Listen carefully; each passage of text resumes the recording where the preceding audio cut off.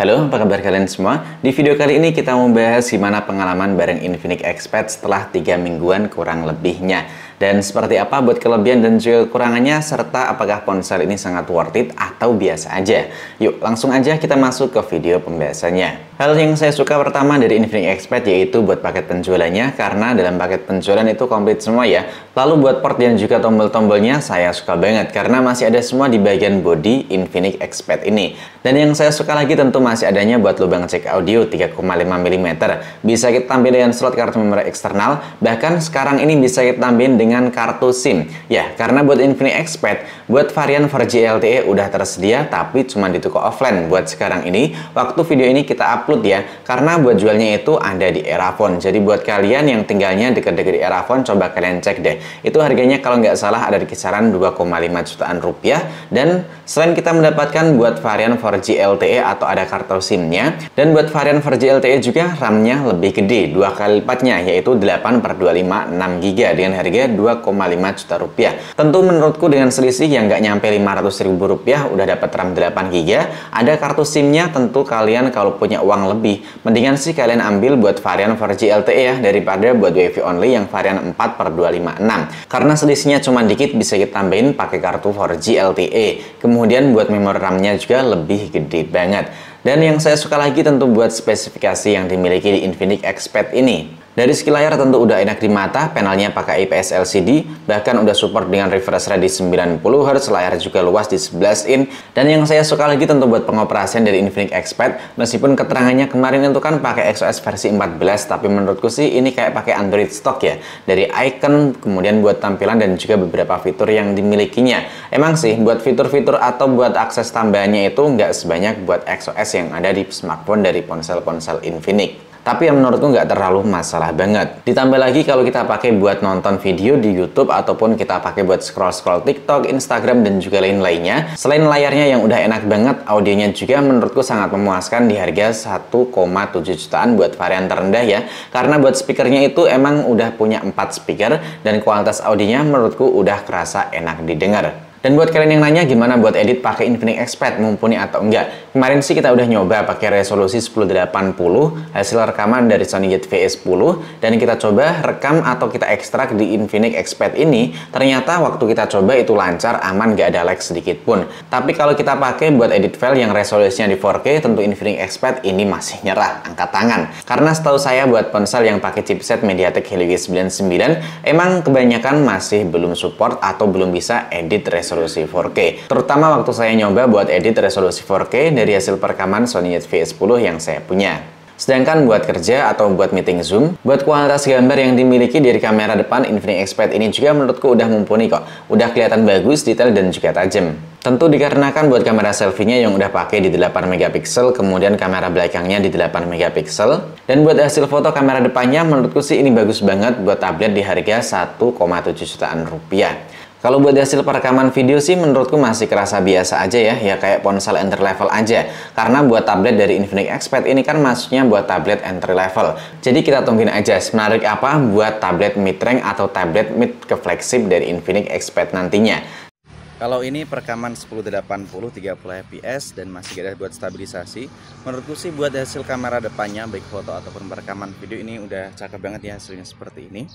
Buat gambarnya udah terlihat cukup tajam atau terbilang bagus lah buat harga sini, buat sekelasnya tablet ya. Kita coba buat backlight. Nah, backlight kayak gini. Kalau buat hasil foto sih yang saya suka banget itu buat kamera belakang waktu itu HDR-nya aktif. Nah, itu kelihatan cakep banget tuh. Sampel rekam 1080 30 fps dari Infinix Expert kayak gini. Tentu masih belum ada buat stabilisasinya, dan ini backlight ya. Hasil backlightnya kayak gini. Kita coba lihat ke belakang, hasilnya seperti ini. Lihat di langit-langit ini masih kelihatan bagus, kelihatan warna birunya. Nah, kelebihan selanjutnya yang saya suka dari Infinix Expert tentu buat fitur tambahannya, yaitu adanya buat Volex Audio atau Volex Assistant. Dan emang sih buat fitur ini masih kerasa agak gimmick karena cuma support di bahasa Inggris aja. Udah saya coba-coba pakai bahasa Indonesia, yang muncul ya tetap bahasa Inggris. Lalu adanya buat fitur multi-device. Dan buat fitur multi-device atau transfer instan ini cuma tersedia buat beberapa ponsel Infinix yang bakalan launching. Nah, buat kalian yang tanya, Bang, kok saya koneksiin ke Infinix GT20 Pro, Infinix Note 40 series masih tetap nggak bisa? Ya, dikarenakan buat opsinya itu nggak buat Infinix GT20 atau Infinix Note 40 series ke bawah. Jadi waktu saya cek ini tuh cuman support buat Infinix Zero 40, Infinix Zero 40 5G, dan juga Infinix Xpad series lainnya. Atau lebih tepatnya, semisal kalian punya Infinix Xpad 2 atau buat varian 4G LTE, itu bisa kalian pakai buat multi-device di Infinix Xpad ini. Atau lebih tepatnya, bisa kalian pakai tuh buat fitur multi-device. Selanjutnya yang saya suka lagi dari Infinix Xpad tentu buat kapasitas baterainya yang udah sangat lega banget. Karena punya baterai 7000 mAh dan pengisiannya ya menurutku masih kerasa standar, ada di 18 watt. Dan seperti yang kalian tahu, 18 watt kalau di musuh baterai 7000 mAh, tentu buat pengisiannya ada di 2 jam lebih. Entah itu 2 jam setengah atau nyampe 3 jam, dan itu tergantung buat persentase baterai waktu kalian sedang nge-charger. Dan buat kalian yang nanyain, Bang, gimana buat jaminan update-nya? Apakah sama mendapatkan jaminan update OS 2 tahun dan 2 tahun buat security-nya? Jawabannya enggak. Karena yang saya tahu dari Infinix Xpad ini, buat jaminan update itu cuma ada buat patch security-nya aja, kurang lebih sih 1 atau 2 tahun gitu. Dan semisal nanti ada update info, bakalan saya bahas juga di video selanjutnya. Kelebihan selanjutnya atau yang terakhir menurutku sih tentu buat urusan performa dan juga opsi memori yang dimilikinya. Mulai harga 1,7 juta rupiah aja kita bisa mendapatkan tablet dengan performa atau SoC dari MediaTek Helio G99. Bahkan buat memori internalnya itu mulai 128 hingga 256, RAM-nya juga mulai 4 hingga 8 GB, dan ada buat varian 4G LTE-nya. Jadi buat pengalaman main game di Infinix Xpad tentu udah nggak perlu kita raguin lagi. Buat main game Mobile Legends ini stabil, bagus banget, nggak ada kendala sama sekali. Dan emang buat mode performa atau mode game di sini nggak ada buat opsinya. Jadi kalau kita pakai Infinix Xpad ini buat nge-push rank atau buat main game, secara otomatis buat performanya itu bakalan diaktifin atau mode performanya bakal aktif terus-terusan.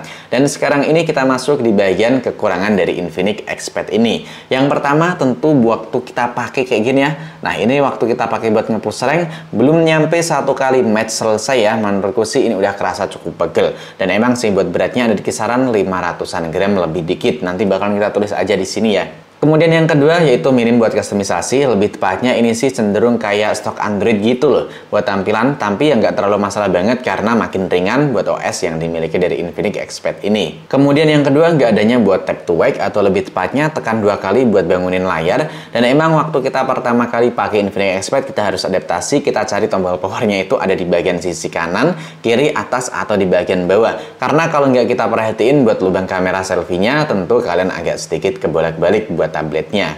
Kemudian buat kekurangan selanjutnya nggak adanya buat fitur palm rejection. Dan buat kalian yang nanya, ini tablet bisa pakai stylus atau enggak? Jawabannya bisa banget. Bahkan kemarin tuh udah kita coba beliin buat stylus yang harganya cuma Rp30.000. Ternyata bisa berjalan dengan mulus dan emang masih kerasa agak sedikit delay. Dan yang cukup disayangkan emang buat sekarang ini belum tersedia buat aksesoris tambahan dari official Infinix Xpad ini. Dan buat kekurangannya sih menurutku cuman itu aja ya buat selama pemakaian selama 3 minggu ini. Dan selama 3 minggu terakhir ini tablet paling sering ya kita pakai buat multimedia, lebih tepatnya buat nonton TikTok, YouTube, Instagram, dan paling seringnya buat main game serta buat kita monitoring gambar dari kamera, kita monitoring pakai layar dari Infinix Xpad ini karena lebih luas dan sangat ngebantu banget.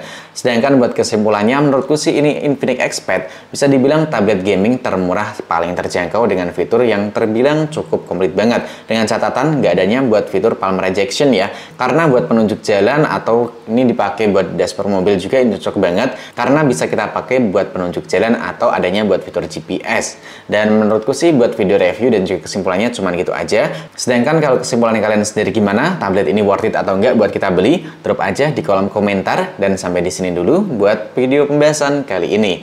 Sampai jumpa lagi di video selanjutnya.